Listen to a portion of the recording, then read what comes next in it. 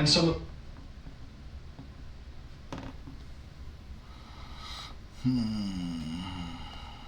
Let's see here. News now, Michigan's radical dim Attorney General Dana Nessel again warning against making claims of voter fraud. Nessel, instead of wanting to investigate it, is trying to intimidate witnesses, tweeting in response to poll watcher Patrick Colbeck's claims of voter irregularities, saying, quote, Colbeck's assertions aside, intentionally making a false claim of criminal activity to law enforcement is itself a crime. It's been my experience that is often the reason certain reports are not made. Nessel denied that proper claims were ever filed by Colbeck. Well, with us is Mr. Colbeck, Patrick Colbeck, an election challenger in Wayne County, Michigan. He signed a sworn affidavit charging Dominion voting machines were connected to the internet. Mr. Colbeck is also a former Michigan State Senator, and it's great to see you again. Patrick, the Attorney General, it sounds to me like straightforwardly trying to intimidate you.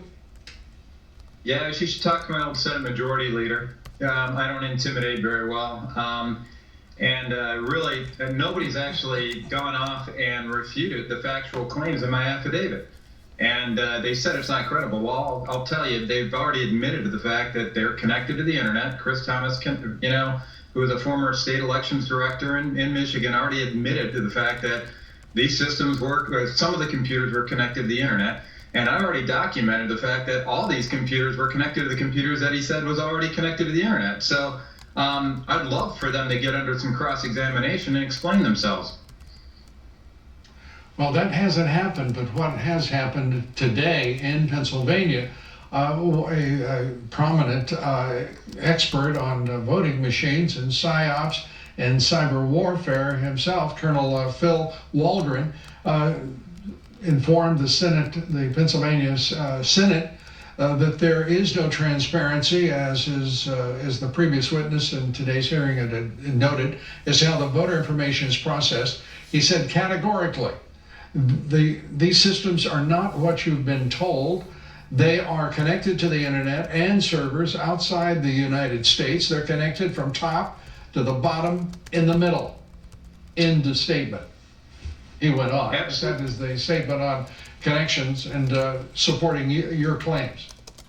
Yeah, that's exactly why it's so concerning that I observed that these computers were connected to the internet. I mean, once you've done that, I mean, the key word that we're going to be hearing over the next few weeks when all these legal battles go through is going to be the term chain of custody.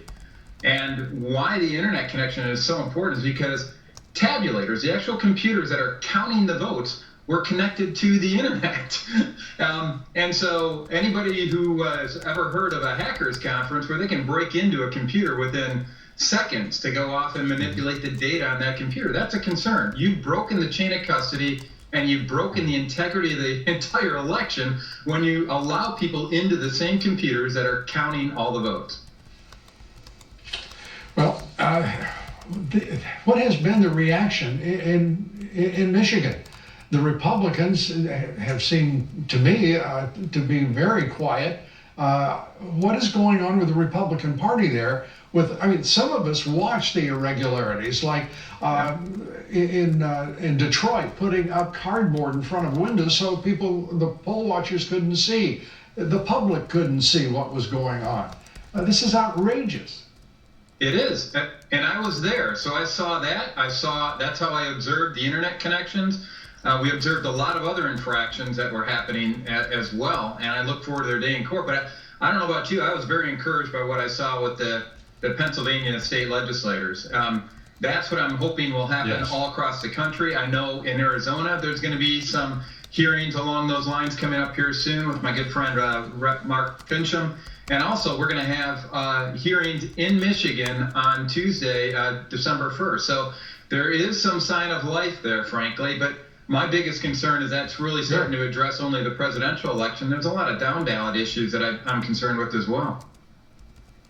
And those are being revealed as well. And the challenge in Pennsylvania, which a judge is hearing now, that is blocking, at least temporarily, blocking the certification of the vote, is very important because it goes to the constitutionality of mail-in voting. itself. Patrick Colbeck, we thank you for being with us, and we wish you lots of luck and look forward to talking to you again soon.